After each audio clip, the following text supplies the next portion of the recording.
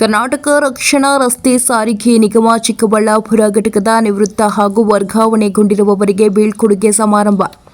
KSRTC Chikkaballapur ಘಟಕದಲ್ಲಿ ಕಳೆದ ವಿವಿಧ ಹುದ್ದೆಗಳಲ್ಲಿ ಕಾರ್ಯನಿರ್ವಹಿಸಿದ 6 ಜನರು ವಿವಿಧ ಭಾಗಗಳಿಗೆ ವರ್ಗಾವಣೆಗೊಂಡಿದ್ದು, ಒಬ್ಬರು ನಿವೃತ್ತಿ ಹೊಂದಿದ್ದಾರೆ. ಇಂದು 7 ಜನರಿಗೆ ಕೆಎಸ್ಆರ್ಟಿಸಿ ವಿಭಾಗೀಯ ನಿಯಂತ್ರಣಾಧಿಕಾರಿ ಬಸವರಾಜ್, ಚಿಕ್ಕಬಳ್ಳಾಪುರ ಘಟಕ ವ್ಯವಸ್ಥಾಪಕ ಲಕ್ಷ್ಮೀಪತಿ ಉಪಸ್ಥಿತಿಯಲ್ಲಿ ಡಿಪೋ ಆವರಣದಲ್ಲಿ ಸರಳ ಬೀಳ್ಕೊಡುಗೆ ಸಮಾರಂಭ ನಡೆಯಿತು.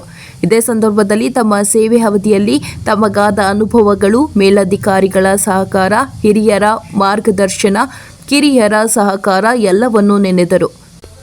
ಚಿಕ್ಕಬಳ್ಳಾಪುರ ಘಟಕದಲ್ಲಿ 25 ವರ್ಷಗಳ ಸುದೀರ್ಘ ಕಾಲ ಕಾರ್ಯನಿರ್ವಹಿಸಿ ಕಳೆದ 5 ವರ್ಷಗಳಿಂದ 100ಕ್ಕೆ 100 ಹಾಜರಾತಿ ಪಾತ್ರರಾಗಿ ಕೆಎಸ್ಆರ್ಟಿಸಿಗೆ ವರ್ಗಾವಣೆಗೊಂಡಿರುವ ಹಿರೇಮಠ್ ಮಾತನಾಡಿ, ಯಾವುದೇ ಕೆಲಸ ಇರಲಿ ಶಿಸ್ತಿನಿಂದ ಶ್ರಮಪಟ್ಟು ಕಾರ್ಯನಿರ್ವಹಿಸಿದ್ದೇ ಆದಲ್ಲಿ ಯಶಸ್ಸು ಕಾಣಲು ಸಾಧ್ಯ. ಇನ್ನು 2000ರಲ್ಲಿ ತಾಂತ್ರಿಕ ಸಹಾಯಕನಾಗಿ ಚಿಕ್ಕಬಳ್ಳಾಪುರ ಘಟಕಕ್ಕೆ ಬಂದೆ. ಈಗ ಚಾರ್ಜ್ ಮ್ಯಾನ್ ಆಗಿ ಕಾರ್ಯನಿರ್ವಹಿಸುತ್ತಿದ್ದು, ನನ್ನ ಸುದೀರ್ಘ ಕೆಲಸದ ಅವಧಿಯಲ್ಲಿ ಹಲವಾರು ಮೇಲಧಿಕಾರಿಗಳ ಕೆಳಗೆ ಕಾರ್ಯನಿರ್ವಹಿಸಿದ್ದೇನೆ. ಎಲ್ಲರ ಸಹಕಾರದಿಂದ ನನ್ನ ಕೆಲಸವನ್ನು ಇನ್ನಷ್ಟು ಅಚ್ಚುಕಟ್ಟಾಗಿ ನಿರ್ವಹಿಸಿದ್ದೇನೆ ಎಂದರು.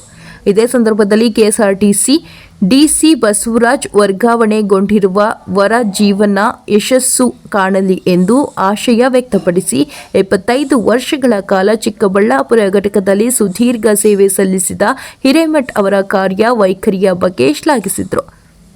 ಈ ವೇಳೆ ಸಂಚಾರಿ ನಿರೀಕ್ಷಕರಾದ ರಾಧಾಸ್ವಾಮಿ, ನಿಯಂತ್ರಕರಾದ ರಮೇಶ್, ಎಸ್ಸಿ/ಎಸ್ಟಿ ನೌಕರರ ಸಂಘದ ವಿಭಾಗೀಯ ಪ್ರಧಾನ ಕಾರ್ಯದರ್ಶಿ ಡೆಸ್ಕೋ ಶ್ರೀನಿವಾಸ್, ಘಟಕ ಅಧ್ಯಕ್ಷರಾದ ಮುರಳಿ ಮೋಹನ್, ವೆಂಕಟರಮಣ, ಶಿವಲಿಂಗಯ್ಯ, ಮಂಜುನಾಥ್, ಶಶಿಕುಮಾರ್, ಶ್ರೀನಿವಾಸ್ ನಾಯ್ಡು, ರಾಘವೇಂದ್ರ, ರಾಮ ಲಕ್ಷ್ಮಣ ಮುಂತಾದವರು ಉಪಸ್ಥಿತರಿದ್ದರು. ವರದಿ ಸಲಾಹುದ್ದೀನ್, ಚಿಕ್ಕಬಳ್ಳಾಪುರ.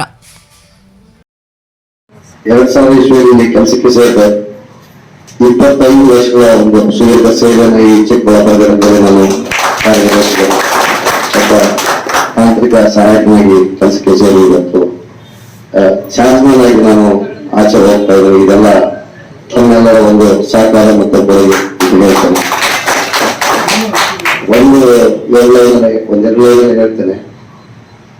ನಾವು ಯಾವುದನ್ನು ಕೇಳಬಾರ್ದು, ನನಗೆ ಇದು ಕೆಲಸ ಕೊಡಿ, ಅದು ಕೆಲಸ ಕೊಡಿ ಅಂತ ಕೇಳಬಾರ್ದು. ನಮಗೆ ಕೊಟ್ಟಿರ್ತಕ್ಕಂಥ ಕೆಲಸವನ್ನು ನಾವು 100% ಎಫರ್ಟ್ ಆಗಿ ನಾವು ಮಾಡ್ಬೇಕು, ಅಲ್ಲಿ ಸಕ್ಸಸ್ ಸಿಗುತ್ತೆ.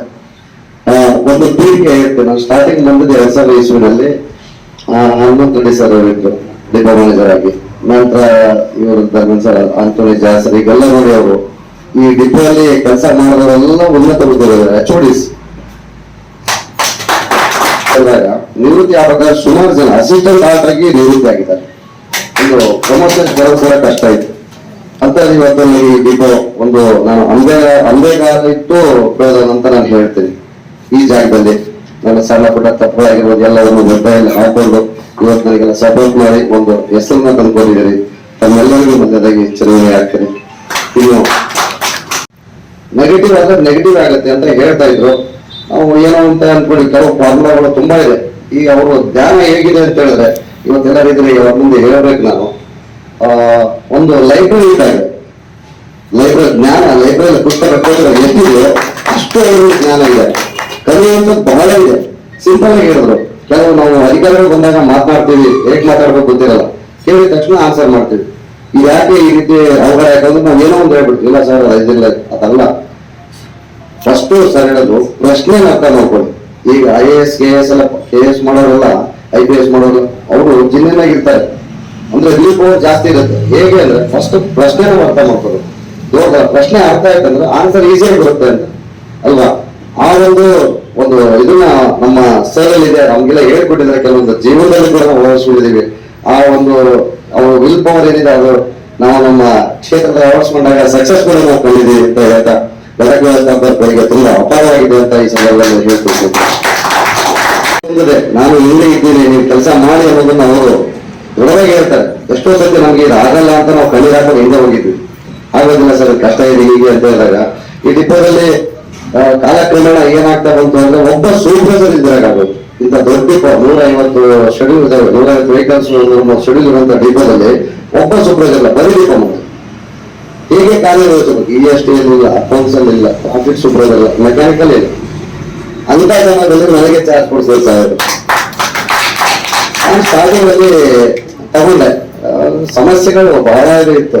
ಸರ್ ಹೇಳಿದ್ರು ನಾನಿದ್ದೀನಿ ಮಾಡೋ ಹಾಗೆ ಕಂಟಿನ್ಯೂ ಆಯ್ತು. ನಾವು ಮೊದಲು 8 ಗಂಟೆ ಬರ್ತಾ ಇದ್ವಿ, 8, 7 ಆಯ್ತು, 6, 6ರಿಂದ 8 ಆಯ್ತು. ಅಂದ್ರೆ ಪ್ರತಿನಿತ್ಯ ನಾವು ಕನಿಷ್ಠ ಒಂದು 13 ಅವರ್ ನಾವು ಕೆಲಸ ಮಾಡಿದ್ವಿ. 14,12ರಿಂದ 13 ಗಂಟೆ ನಾವು ಕೆಲಸ ಮಾಡಿದ್ವಿ. ಹಾಗೆ ಸರ್ ಪ್ರತಿ ವರ್ಷ ಡಿಸೆಂಬರ್ ಮುಗಿದ ಮೇಲೆ ನ್ಯೂ ಇಯರ್ ಬಂದ್ರೆ ನಮ್ಮನ್ನೆಲ್ಲ ಕೂರಿಸ್ಬಿಟ್ಟು ಅಟೆಂಡೆನ್ಸ್ ತೆಗಿತಾ ಇದ್ರು ಸರ್.